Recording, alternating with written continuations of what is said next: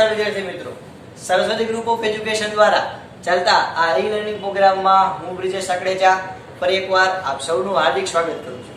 આપણે ધોરણ 10 ની અંદર વિજ્ઞાન વિષયની અંદર ચેપ્ટર નંબર 5 નો અભ્યાસ કરતા હતા કે જેનું નામ છે તત્વોમાં આવર્તનીય વર્ગીકરણ. તો આપણે આગલા 8 લેક્ચર ની અંદર આપણે ઘણું બધું અભ્યાસ કરી ગયા કે જેમાં આપણે સૌથી પહેલા જોયું હતું, એક ફટાફટ બ્રીફ રિવિઝન કરીએ. તેમાં આપણે એવું જોયું હતું કે જે વૈજ્ઞાનિકોના મતે પહેલા તો બે જૂથ પાડ્યા, ધાતુ અને અધાતુ. ત્યારબાદ આપણે કહી શકાય કે વૈજ્ઞાનિકોને ઘણી બધી મુશ્કેલી પડી, એટલે ડોબ્રેનર નામના વૈજ્ઞાનિકે ફરી પાછું વર્ગીકરણ કર્યું અને આપણને ત્રિપુટીનો નિયમ આપ્યો કે જેમાં ત્રણ જોટા આપ્યા, એટલે કે ત્રણના કહી શકાય કે જોડીઓ આપી કે જેમાં વચલા પદાર્થનું પરમાણ્વીય દળ એ પહેલા અને ત્રીજાના સરેરાશ જેટલું થાય. પણ એની મર્યાદા શું હતી કે ભાઈ બધાય માટે લાગુ પાડી શકાતો નહોતો. તો ત્યારબાદ ફરી પાછા કહી શકાય કે એની મર્યાદા દૂર કરવા માટે ન્યુલેન્ડ નામના વૈજ્ઞાનિક આવ્યા કે જેણે આપણને અષ્ટકનો નિયમ આપ્યો, એટલે કે 8 નું કોષ્ટક આપ્યું કે જેમાં એને એવું કીધું કે સંગીતના સુર પ્રમાણે તત્વોને ગોઠવ્યા. સારે ગમ પધની, એટલે કે પેલા પદાર્થ જે છે, પેલા પદાર્થથી એટલે કે પેલા ક્રમથી 8મા ક્રમે આવતું તત્વ એ બેના ગુણધર્મ કેવા હશે? સરખા. એટલે કે પહેલું અને 8મું એના ગુણધર્મ સરખા, બીજું અને 9મું એના ગુણધર્મ સરખા, ત્રીજું અને 10મું એના ગુણધર્મ સરખા. પણ એમાં વાંધો ક્યાં આવ્યો હતો કે ભાઈ એ જે અષ્ટકનો નિયમ હતો એ કેલ્શિયમ સુધી, એટલે કે 40 પરમાણુ ક્રમાંક ધરાવતા હોય, 40 યુનિફાઈડ માસ, એટલે કે 40 પરમાણુય દળ ધરાવતા હોય એના માટે જ આપણે લાગુ પાડી શકતા. પણ તો એને દૂર કરવા માટે આ મેન્ડેલિફ નામના વૈજ્ઞાનિક આવ્યા. આ મેન્ડેલિફ જે રસાયણ શાસ્ત્રી હતા એને ત્યારના જમાનામાં 63 તત્વો શોધેલા હતા. એ 63 તત્વોને એને કેના પ્રમાણે ગોઠવ્યા હતો કે ભાઈ 3 વસ્તુને ધ્યાનમાં લીધી. જો આપણે ફટાફટ આપણે એક વસ્તુ મજાની રિવિઝન કરી શકાય. તો આપણે જોઈએ તો સૌથી પહેલા ડોબ્રેનર નામના વૈજ્ઞાનિક આવ્યા, ત્યારબાદ ન્યુલેન્ડ નામના વૈજ્ઞાનિક આવ્યા, ત્યારબાદ મેન્ડેલિફ નામના વૈજ્ઞાનિક આવ્યા. આ મેન્ડેલિફ નામના વૈજ્ઞાનિકે ત્યારના જમાનામાં 63 તત્વો જાણીતા હતા. એ 63 ને લગભગ એના આવર્ત કોષ્ટકમાં સ્થાન દીધું. આ સિવાય બીજી ચર્ચા કરીએ તો મેન્ડેલિફે 3 વસ્તુને ધ્યાનમાં લીધી. આ પેલા બે હતા એ ખાલી પરમાણુય દળના ચડતા ક્રમમાં જ પદાર્થને ગોઠવતા હતા કે જેનું દળ વધારે, જેનું વજન વધારે નીચે મૂકતા જાય. ઓકે, એટલે પહેલા ઓછા વજન વાળા, પછી વધુ વજન વાળા, પછી વધુ વજન વાળા, એવી રીતે.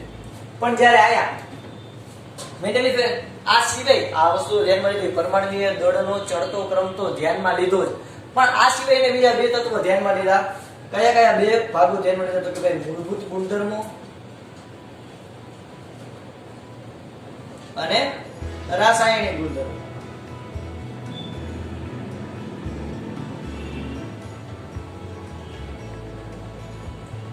પેલું હતું પરમાણુય દળનો ચડતો ક્રમ,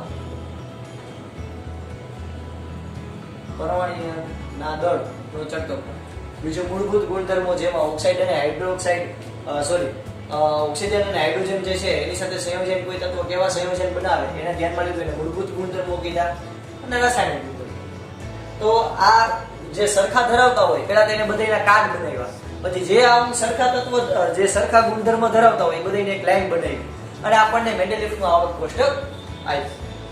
પણ આમાં વાંધો ક્યાં આવ્યો હતો કે ભાઈ આપણે મેન્ડેલિફના આવર્ત કોષ્ટકની વિશેષતા અથવા તો વિસંગતતા જોઈતી અને આપણે એની મર્યાદા પણ જોઈતી અને એના ફાયદા પણ જોઈએ.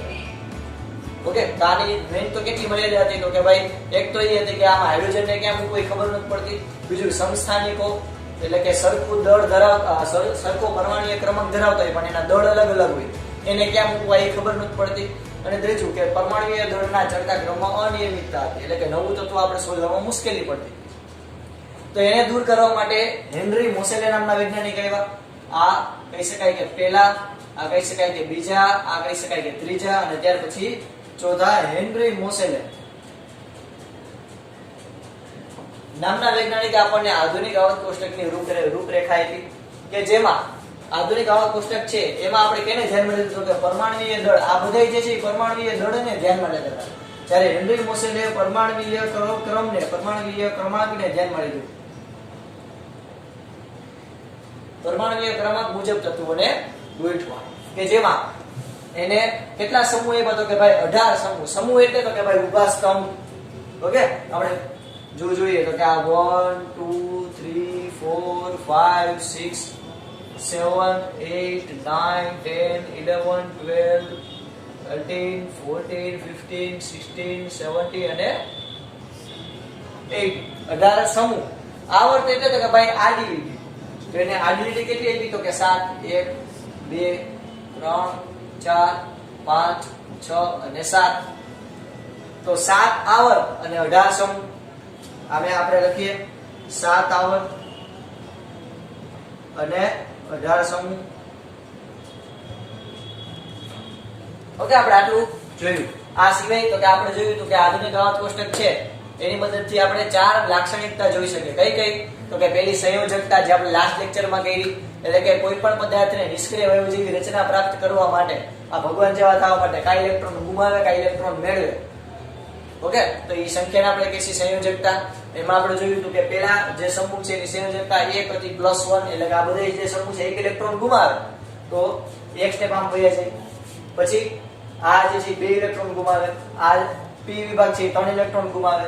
આ જે છે એ આપણે પેલા તત્વો લખી નાખીએ એટલે આપણને સહેલું પડે. ઓકે, તો આપણે અહીં લખશું હેલિના કબ્ર સે ફરાર, એટલે કે hydrogen, lithium, sodium, potassium, rubidium, caesium અને ફ્રાન્સિયમ. હેલિના કબ્ર સે ફરાર યાદ છે ને બધી ટ્રીક એલો. પછી આ બીજું તો કે ભાઈ બેટા માંગે કાર, સ્કૂટર લઈ અને બાપા રખડે. ચાલો અહીંયા આપણે આને આપણે S વિભાગના તત્વો કહેતા હતા, આને આપણે કહીએ P વિભાગના તત્વો. તો P વિભાગના તત્વોમાં અહીંયાથી ચાલુ કરશે બેંગન, આલુ, ગાજર, ઈંઠેરી. બરાબર. પછી તો કે અહીંયા આપણે કરશે કે સોરી અહીંયા આવશે C carbon, chemistry, sir, get, some, doubt અથવા તો પ્રોબ્લેમ. ચાલો ત્યારબાદ આયા તો કે ભાઈ નઈ પડોસન આને સે સબ બિગડે. બરોબર. ચાલો ત્યારબાદ આયા ઓ સેટ આપો, ઓ સ સે ટે ઓ. ઓ સેટ આપો એટલે બીજાની કોપી કરવી. આયા તો કે ફીલ કલ, બહાર, આઈ, આંટી. અને નિષ્ક્રિય વાયુઓ તો કે ભાઈ हीना, हीना और करीना का एक्सरे, रंगीन.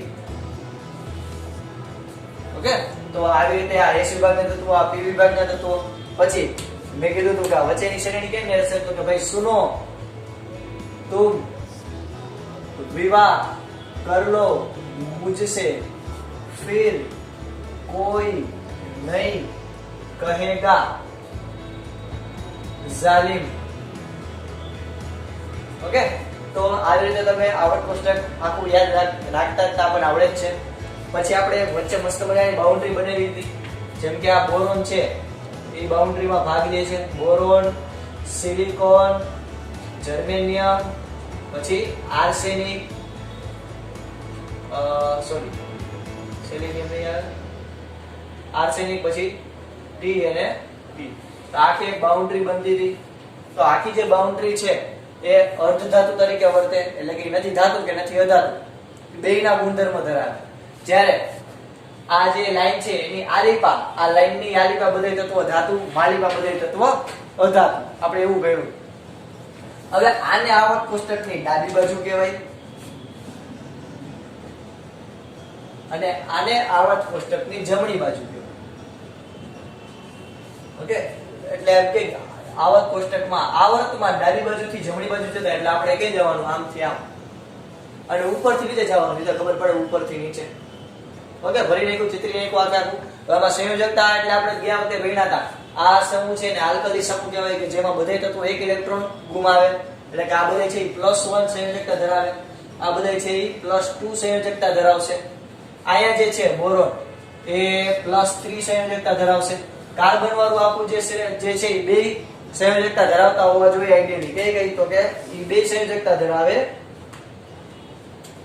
+4 અને -4. પછી અહીંયા આવશે આ નાઇટ્રોજન -3 -2 -1 અને 0. તો તમે આમ સમૂહ આવર્તમાં ડાબી બાજુથી જમણી બાજુ તરફ જાઓ, આવર્તમાં ડાબી બાજુથી જમણી બાજુ તરફ જાઓ તો શરૂઆતમાં સંયોજકતા વધે, પછી સંયોજકતા ઘટે. જ્યારે સમૂહમાં ઉપરથી નીચે તરફ જાઓ તો સંયોજકતામાં કાંઈ ફેરફાર પડતો નથી. આ પણ એક ઇલેક્ટ્રોન ગુમાવે, આ પણ એક ઇલેક્ટ્રોન ગુમાવે, આ પણ એક ઇલેક્ટ્રોન ગુમાવે. જેમ કે આ સમૂહ છે એની સંયોજકતા +2 છે, એટલે આ જે છે Ba બેરિલિયમ એ પણ એક સંયોજકતા ગુમાવે, આ પણ એક સંયોજકતા ગુમાવે, આ પણ એક સંયોજકતા ગુમાવે. ઓકે, BO અહીંયા આવશે.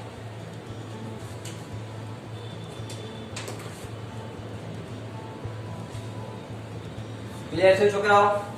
ઓકે, ચાલો હવે આપણે ત્યાંથી આગળ વધીએ. તો આપણને હવે કીધેલું છે પરમાણુય કદ. તો આપણે હવે ધ્યાનમાં લઈએ પરમાણુય કદ. તો પરમાણુય કદ એટલે શું? તો કે ભાઈ આપણે સિમ્પલ કહી શકીએ પરમાણુય કદ એટલે એક મિનિટ આપણે અહીંયા ભૂલે મને એવું લાગ્યું અહીંયા આવે ડેલ્ટા Be. ઓકે, અહીંયા એ ચોખ્ખું કરી નાખો. ચાલો હવે તો કે જો આપણે પરમાણુય કદ એટલે શું? તો કે કદ, પરમાણુય કદ એટલે પરમાણુનું કદ. તો જો પરમાણુને ગોળાકાર કલ્પવામાં આવે, આપણે પરમાણુને હજી જોયો નથી, આપણે એવું ધારણા કરીએ છીએ કે ગોળાકાર હશે, કારણ કે અલ્ટિમેટલી તમને કોઈ એમ કહે કે ભાઈ તમારી પાસે કોઈ પદાર્થ છે કે જેની 3 બાજુ છે, તમે શું કહી શું હશે? ત્રિકોણ. બરોબર? તમને તમારી પાસે કોઈ પદાર્થ છે એની 4 બાજુ છે તો તમે શું ચતુષ્કોણ, 2 ડાયમેન્શનમાં. તો એવી રીતે આપણે ઘણા બધા એક્સપેરિમેન્ટ કર્યા અને આપણે ઓલમોસ્ટ એવું ધારીએ છીએ કે પરમાણુ છે એ ગોળાકાર છે. તો આપણે પહેલા લખવાનું શું? તો કે જેવો પરમાણુને ગોળાકાર કલ્પવામાં આવે, જો પરમાણુને ગોળાકાર કલ્પના કરવામાં આવે, ગોળાકાર ધારવામાં આવે, તો એક સ્વતંત્ર પરમાણુ એટલે કે કોઈ એક જ પરમાણુની વાત કરીએ તેના કેન્દ્રથી તેની સૌથી બહારની કક્ષા વચ્ચેના સરેરાશ અંતરને શું કહેવાય? પરમાણુય ત્રિજ્યા. શું કહેવાય? પરમાણુય ત્રિજ્યા.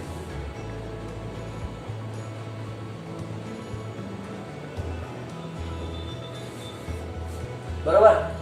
એક જ સ્વતંત્ર પરમાણુના કેન્દ્રથી તેની સૌથી બહારની કક્ષા વચ્ચેના સરેરાશ અંતરને કેવી? પરમાણુય ત્રિજ્યા. જેમ પરમાણુય ત્રિજ્યા વધારે, કોઈ વર્તુળની ત્રિજ્યા વધારે હોય તેનું કદ કેવું હોય? વધારે. હું કોઈ વર્તુળની ત્રિજ્યા વધારે લઉં, કેન્દ્રથી ત્રિજ્યા બહુ આવડું મોટું વર્તુળ હોય તેનું કદ વધારે હોય, નાનું વર્તુળ લઉં તેની કદ કેવું હોય? નાનું. ચાલો ઓકે, તો આપણે મસ્ત મજાની આકૃતિ દ્વારા સમજીએ. આપેલા બધું ફટાફટ બુકની અંદર ફટાફટ લખી આ વિડિયો પોસ્ટ કરીને.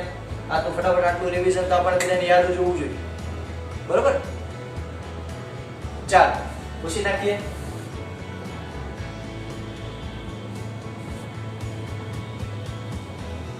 હવે આપણે એક ઉદાહરણ લઈ લઈએ, હાઇડ્રોજન. તો હાઇડ્રોજન છે એની બહારની કક્ષામાં કેટલા ઇલેક્ટ્રોન હશે? તો કે એની બહારની કક્ષામાં ખાલી એક જ ઇલેક્ટ્રોન હશે. બરોબર? તો આપણે જો હાઇડ્રોજનનું ઉદાહરણ લઈએ. હાઇડ્રોજન એટલે એક પ્રોટોન અને એની ફરતે ત્યાં એક ઇલેક્ટ્રોન. તો આ હાઇડ્રોજન માટે બહારની કક્ષા કઈ કે આનું કેન્દ્ર થયું, સેન્ટર. બરોબર? આ સેન્ટરથી આ જે બહારની કક્ષા તમને દેખાય ત્યાં સુધીના અંતરને શું કહેવાય? ત્રિજ્યા કહેવાય કે ન કહેવાય? વર્તુળ હોય તો વર્તુળમાં કેન્દ્રથી આયા સુધીના અંતરને, કેન્દ્રથી સપાટી સુધીના અંતરને ત્રિજ્યા r કહેવાય. તેવી રીતે હાઇડ્રોજનના કેન્દ્રથી બહારની જે કક્ષા હોય, બાહ્યતમ કક્ષા હોય, બહારની કક્ષા વચ્ચેના સરેરાશ અંતરને શું કહેવાય? પરમાણુય ત્રિજ્યા. ઓકે, આપણે સરેરાશ અંતર એટલે કીધું કારણ કે આ જે પરમાણુની જે આ કક્ષા છે આ રીતે આમાં મૂવમેન્ટ કરતી હોય. ઓકે, આ રીતે મૂવમેન્ટ કરતી હોય કક્ષા કે જે તમે વધારે આગલા ધોરણમાં ભણશો, 11-12 સાયન્સમાં મસ્ત મજાનું ભણશો ડિટેલમાં. બરોબર? ચાલો તો આટલું ક્લિયર થયું. આપણે માની લો કે લિથિયમની વાત કરીએ. આપણા માટે એવું વિમાન નથી. લિથિયમ એટલે તો કહેવાય લિથિયમ એટલે 3 પ્રોટોન, તો બહારની કક્ષામાં 2 ઇલેક્ટ્રોન, એની બહારની કક્ષામાં 1 ઇલેક્ટ્રોન. તો જો આ કેન્દ્રથી આપણે બીજી માર્કરથી દર્શાવી તમે સારી રીતે જાણી શકો. આ કેન્દ્રથી આ બહારની કક્ષા વચ્ચેના અંતરને શું કહેવાય? એની ત્રિજ્યા r ઓફ લિથિયમ. આને કહેવાય r ઓફ હાઇડ્રોજન. તો તમે મને કહો કે આ હાઇડ્રોજન જે છે, હાઇડ્રોજન એની ત્રિજ્યા વધારે છે કે લિથિયમની વધારે છે? ઓબવિયસ વાત છે લિથિયમની, કારણ કે એમાં કક્ષા વધી ગઈ. હવે હું સોડિયમની વાત કરું. જોજો ધ્યાનથી છોકરાઓ, સોડિયમ નું દોરું. સોડિયમ એટલે પરમાણુ ક્રમાંક 11 પ્રોટોન. આ શું છે તો કે આ છે હાઇડ્રોજન, આ છે લિથિયમ, હવે આ છે સોડિયમ. તો કે જો બહારની કક્ષામાં પહેલા તો 2 ઇલેક્ટ્રોન, એની બહારની જે કક્ષા છે એમાં 8 ઇલેક્ટ્રોન, એટલે કે 1 2 3 4 5 6 7 8 અને એની બહારની કક્ષામાં એટલે કે જો 8 ને 2 10 અને 1 11. તો હું હવે આનું કેન્દ્ર ધ્યાનમાં લઉં, જોજો ધ્યાનથી શું કરું. હું આના કેન્દ્રથી આ બહારની કક્ષા સુધીનું અંતર એને કહેવાય ત્રિજ્યા ઓફ સોડિયમ. તો તમે મને કહો કે આના કરતા આની ત્રિજ્યા વધારે, આના કરતા સોડિયમની ત્રિજ્યા વધારે હશે કે ઓછી હશે? ઓબવિયસ વાત છે વધારે જ હશે, કારણ કે આમાં જો કક્ષા વધારે. તમે ટોકીઝમાં જાઓ બરોબર, તો ત્યાં આગલી સીટને ખાલી કન્સિડર કરો તો આગલી સીટથી તમારું અંતર કેવું થાય? ઓછું. હવે તમે જેમ સીટ વધારતા જાઓ, પાછળ પાછળ બેન્ચીસ વધારતા જાઓ, સીટ વધારતા જાઓ કોઈ પણ જગ્યાએ, કે ખુરશીના થપ્પા વધારતા જાઓ, તો તમારે એ ખુરશીના જેમ જેમ ગોઠવતા જાઓ તો એ રોથી તમારું અંતર વધતું જાય. એવી જ રીતે અહીંયા તમે જુઓ તો આ કેન્દ્રથી કક્ષા જેમ વધતી જાય એમ અંતર કેવું થતું જાય? વધતું જાય. ઓકે, અત્યારે એની વિશે વાત નથી કરતા, પણ તમને આ અંતર વિશે સમજાવ. ત્રિજ્યા કોને કહેવાય? તો કે ભાઈ એક સ્વતંત્ર પરમાણુના કેન્દ્રથી આ સ્વતંત્ર પરમાણુને, જો આ એક પરમાણુ ધ્યાનમાં લીધા, તો આ સ્વતંત્ર પરમાણુના કેન્દ્રથી બાહ્યતમ કક્ષા, સૌથી બહારની કક્ષા વચ્ચેના સરેરાશ અંતરને શું કહેવાય? પરમાણુય ત્રિજ્યા. આ પરમાણુય ત્રિજ્યા છે એ કેમાં મપાય? તો કે ભાઈ એંગસ્ટ્રોમમાં મપાય. યાદ રાખજો, એંગસ્ટ્રોમ, એની ઉપર નાનું એવું મીંડું. ઓકે, મસ્ત મજાનું ટીકા લગાડે, નજર ન લાગે. એંગસ્ટ્રોમ માં મપાય. આ 1 એંગસ્ટ્રોમ એટલે કેટલું છે? તો કે ભાઈ 10 ની -10 ઘાત મીટર. 0.000 કેટલા? તો કે 10 વાર મીટર પછી 1. તો 1 એંગસ્ટ્રોમ બરાબર 10 ની -10 ઘાત મીટર. એટલે વિચાર કરો શું કરો, કેટલું નાનું થયું. 1 મીટરના પણ કેટલા ભાગ? તો કે 1 મીટર જે હોય 1 એંગસ્ટ્રોમ, સોરી 1 એંગસ્ટ્રોમ એટલે કેટલા? તો કે ભાઈ 0.0000000 મીટર. 1 મીટર એટલે બહુ નાનો એકમ છે એંગસ્ટ્રોમ. અને એના કરતા પણ નાનો એકમ આ શેરની માથે સવા છે. આ 1 એંગસ્ટ્રોમ કરતા પણ નાનો એકમ 1 પાઇકોમીટર. 1 પાઇકોમીટર એટલે કેટલું? તો કે 10 ની -12 ઘાત મીટર. એટલે કે 0.00 કરીએ ને 12 મીટર લગાડો પછી એટલે કે 10 ની -12 ઘાત મીટર. તો 1 એંગસ્ટ્રોમ એટલે 10 ની -10 ઘાત મીટર, 1 પાઇકોમીટર 10 ની -12 ઘાત મીટર. બરોબર. તો તમે વિચાર કરો કે હાઇડ્રોજન છે એની પરમાણુની ત્રિજ્યા, હાઇડ્રોજનની પરમાણુની ત્રિજ્યા કેટલી છે? તો કે 37 પાઇકોમીટર. 37 પાઇકોમીટર એટલે તો કે એને મીટરમાં માપવું તો કે 37 ગુણ્યા 10 ની -12 ઘાત મીટર. એટલે તમે આને એમય કહી શકો, આને જ કેમ? તો કે 0.037 સોરી 0.37 ગુણ્યા 10 ની -10 ઘાત મીટર, અથવા તો 0.37 એંગસ્ટ્રોમ. ઓકે, તમને કારણ કે આપણી બોર્ડની પેટર્ન છે તેમાં તમને બ્લૂમ ટેક્સોનોમી પ્રમાણે પૂછાશે. ઓકે, આપણી સ્કૂલમાં એ રીતે જ પેપર સેટ કરવામાં આવે છે. તો એ બ્લૂમ ટેક્સોનોમી જે હોય છે એમાં જે ટોપિક હોય એમાં જ બધું પૂછે, પણ થોડુંક ટ્વાઇસ કરીને પૂછે. ઓબવિયસ વાત છે કે જેથી તમે સરખું સમજો કે નહીં એમને ખ્યાલ આવે. તો આયા 37 પાઇકોમીટર જે છે, આ 37 પાઇકોમીટર ઘણા વિદ્યાર્થી આટલું ગોખી લે. 37 પાઇકોમીટર હાઇડ્રોજન પરમાણુની ત્રિજ્યા, એક માર્કમાં બહુ પૂછાતો પ્રશ્ન. હાઇડ્રોજન પરમાણુની ત્રિજ્યા કેટલી? તો કે ભાઈ 37 પાઇકોમીટર. હવે એટલું જ યાદ લે. હવે પરીક્ષામાં તમને મીટરમાં પૂછે કે હાઇડ્રોજન પરમાણુની ત્રિજ્યા એ 37 ગુણ્યા 10 ની -12 ઘાત મીટર છે. આ વિધાન સાચું છે કે ખોટું જ પાડીને આવે, કારણ કે એને તો શું જોયું? 37 પાઇકોમીટર. આવું કઈ ખબર જ ન પડે. તો યાદ રાખવાનું કે 37 પાઇકોમીટર એટલે કેટલું થાય? તો કે ભાઈ 37 ગુણ્યા 10 ની -12 ઘાત મીટર, અથવા તો 0.37 ગુણ્યા 10 ની -10 ઘાત મીટર, અથવા તો 0.37 એંગસ્ટ્રોમ. આમાં કે ભાઈ 9 ને જ શું કર્યું? તો કીધું 37 પાઇકોમીટર એટલે કે 37 ગુણ્યા 10 ની -12 ઘાત. આ પાઇકોમીટર એટલે શું થાય? તો કે 10 ની -12 ઘાત. મેં આ મૂક્યું પેલા આટલું ક્લિયર. હવે તો કે જો આ -12 છે તો સમજજો ક્યાં જશો તો કાંઈ દેખો લો -12 એટલે હું આને આમ લખી શકું -10 અને -2. તો -10 અને -2 લખી શકું. હવે ઘાતનો નિયમ હોય તો એમાં તો બેને ઇન્ડિવિડ્યુઅલી આપી શકું, એટલે હું આમ લખી શકું કે 37 ગુણ્યા 10 ની -10 ઘાત અને ગુણ્યા 10⁻². આને આમ લખાય કે ન લખાય? 10⁻12. તો આ 10⁻10 કરે તો શું થઈ ગયું? એંગસ્ટ્રોમ. 37 ગુણ્યા 10⁻2. 10⁻2 એટલે તો કે 0 છેદમાં 100 તમે એમ કહી શકો. તો 37 ના છેદમાં 100 એટલે કેટલો થાય? 37. ઓકે, આવી રીતે ગણતરી કરી શકો. ફટાફટ લખી નાખજો, હું પૂછી નાખું.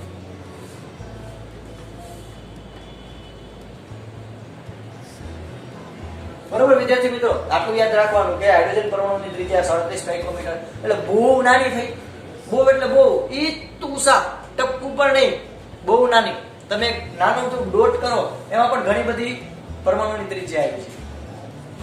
હવે તો કે જો આપણે હવે ઈ જોશી બધાયમાં. જો આપણે 4 ગુણધર્મની ચર્ચા કરી: સંયોજકતા, પરમાણુવીય ત્રિજ્યા, ધાત્વીય વલણ, બરોબર, અને વિદ્યુત ઋણતા. એમાં વિદ્યુત ઋણતા આપણે ડિસ્કસ નહીં કરીએ. હું તમને કહીશ, ટેક્સ્ટબુકમાં નથી, હું તમને કહીશ, બરોબર. એટલે પણ આપણે આ ત્રણ તો યાદ રાખવાની જ છે એક્ઝામ માટે. પણ કઈ તો કે જો આપણે જો વિચાર કરો, એક્ઝામ તો ઠીક છે, આપણે નવું કેટલું શીખ્યા. કેમિસ્ટ્રીમાં આપણે કેટલું બધું નવું શીખ્યા. આવા પુસ્તક આપણું મોઢે આવડી ગયું, પછી ક્યાં કાંઈ વાંધો. એક તો સંયોજકતા આપણે શીખી ગયા, સમૂહમાં પણ શીખ્યા કે સમૂહમાં એક જ સંયોજકતા હોય અને આવર્તમાં પહેલા જાવ તો વધે પછી ઘટે.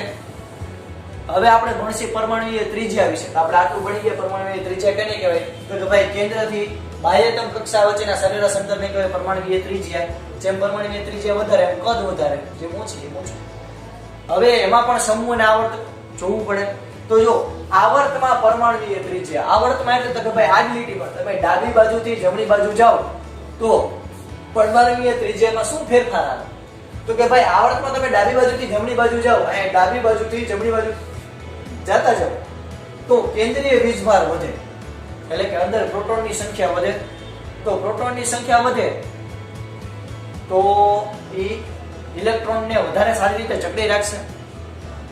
ઓકે, તો જેમ પ્રોટોનની સંખ્યા વધે ઇલેક્ટ્રોનને જકડી રાખશે એટલે કેન્દ્રીય વીજભાર વધે, એટલે અંદર પ્રોટોનની સંખ્યા પોઝિટિવ વીજભાર વધે, એને લીધે અંતર ઘટે, જેથી પરમાણુવીય કદ ઘટે, એટલે કે ત્રિજ્યા ઘટે. તમે જો આ મસ્ત મજાની ઇમેજ તો તમે ધ્યાનથી અવલોકન કરી શકશો કે કેવી રીતે જો તમે આવર્તમાં ડાબી બાજુથી જમણી બાજુ તરફ જાઓ તો જો ત્રિજ્યા ધીરે ધીરે ઘટે અને નિષ્ક્રિય વાયુ તો ભાઈ ભગવાન જ છે, બધા એના જેવા થવા જોઈએ, એને કઈ લાગુ નથી પડતું. પણ તમે 17મા સમૂહ સુધી જોશો, ફ્લોરિન સુધી, તો તમને ધીરે ધીરે જો પરમાણુનું કદ જે છે ઘટતું એવું લાગશે.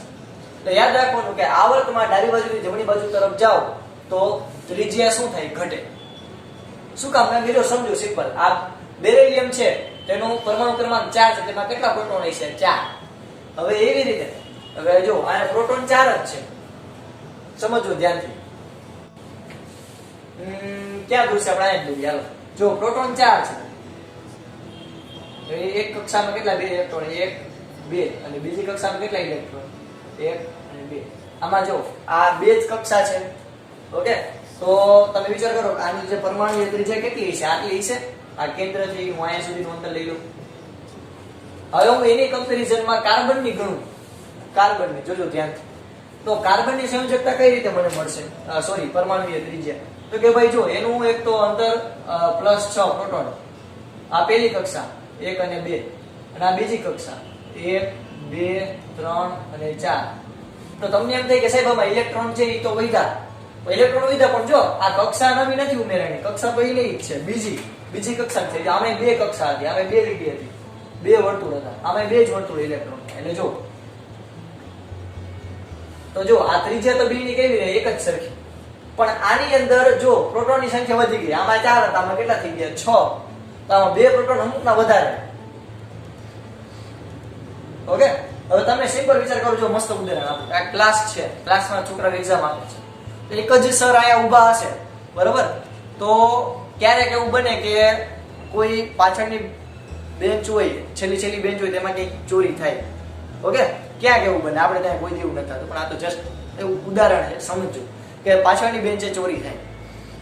હવે એની જગ્યાએ તમે વિચાર કરો કે 2 સર રાખો, તો એક આગળ રાખો ને એક પાછળ રાખો, હજળ બંબ, કોઈ હલી જ ન શકે, બરોબર. તો વિચાર કરો કે કેન્દ્રનું આકર્ષણ કેવું રહ્યું? કેન્દ્ર એટલે વિચારો કે જે સર છે એને કેન્દ્ર ધાર્યું, તો એ બધા ઇલેક્ટ્રોન, તો ઇલેક્ટ્રોન ક્યાંય આગા પાછા થઈ શકશે નહીં.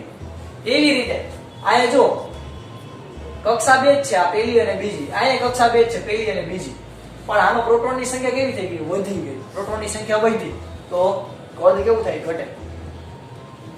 ઓકે, તો ક્લિયર? આઈ હોપ ક્લિયર થયું. આવર્તમાં ડાબી બાજુથી જમણી બાજુ જાવ તો પરમાણુય કદ ઘટે, એટલે કે ત્રિજ્યા ઘટે. હવે સમૂહમાં ઉપરથી નીચે તરફ જાવ તો કક્ષાઓ વધે. કક્ષાઓ વધે તો અંતર ઘટે. અંતર ઘટે તો પરમાણુય કદ વધે. એટલે કે આપણે સિમ્પલ વાત કરીએ તો એક મોટો હોલ હોય ને એમાં એક જ જણો રાખ્યો હોય તો એ છેલ્લે સુધી ધ્યાન રાખી શકશે નહીં. તો ત્યાં ઇલેક્ટ્રોન હાજર આડાવડા થવાની શક્યતા વધારે, એટલે કે એનું પરમાણુય કદ વધે. તો જો સમજો, આપણે આમ જ ચર્ચા કરી. જો હાઇડ્રોજન એના કરતા લિથિયમ અને સોડિયમ, તો હાઇડ્રોજન એના કરતા જો લિથિયમની પરમાણુય ત્રિજ્યા વધી. શું કામ? કારણ કે જેમાં કક્ષા વધી, આમાં એક હતી, આમાં બે હતી. આમાં કેટલી કક્ષા થઈ? 3. તો આમાં કક્ષા વધી તો ત્રિજ્યા પણ વધે. એક ક્લાસ હોય, એક ક્લાસ, તો એમાં મસ્ત કહી શકાય કે ધ્યાન થઈ. હવે એને બદલે બે ક્લાસ હોય તો એક સરખા સળંગ બે ક્લાસ હોય તો એમાં બીજા ક્લાસમાં થોડું ઓછું ધ્યાન. અહીંયાથી હું એકની એક જગ્યાએ ઊભો હોય તો કદાચ એક ક્લાસ પૂરો થાય ને બીજો ક્લાસ ચાલુ થતો હોય એમાં મારું ઓછું ધ્યાન. હવે માની લો 3 ક્લાસ લાઈનમાં હોય તો એમાં મારું બહુ ઓછું ધ્યાન રહે. ઓકે, તો યાદ રાખજો કે જેમ તમે કક્ષા વધતી જાય એમ અંતર વધતું જાય. અંતર વધતું જાય, અંતર વધતું જાય. પહેલા કક્ષા કરતા બીજી ક્લાસ ઉમેરે તો એનું અંતર વધ્યું આખા ક્લાસનું. 3 ક્લાસ ઉમેરે તો 3 નું અંતર થયું. મર્જ કરો તમે જેમ એમ અંતર વધતું જાય. ક્લિયર? ઓકે, તો એની ત્રિજ્યા વધે. એટલે તમે એમ કહી શકાય કે તમે આવર્તમાં ડાબી બાજુથી જમણી બાજુ તરફ જાઓ તો ત્રિજ્યા ઘટે, અને સમૂહમાં ઉપરથી નીચે તરફ જાઓ તો ત્રિજ્યા વધે. ક્લિયર છોકરાઓ? ચાલો આપણે જ્યાં સુધી રાખીએ છીએ આ બધું તમે તમારી બાકી બુકમાં મસ્ત મજાના રંગબેરંગી પેનથી મેં જેમ લખ્યું છે એમ જ લખજો. ઓકે, આ સુધી રાખીએ. જય ભારત, જય હિન્દ. લખી દેજો.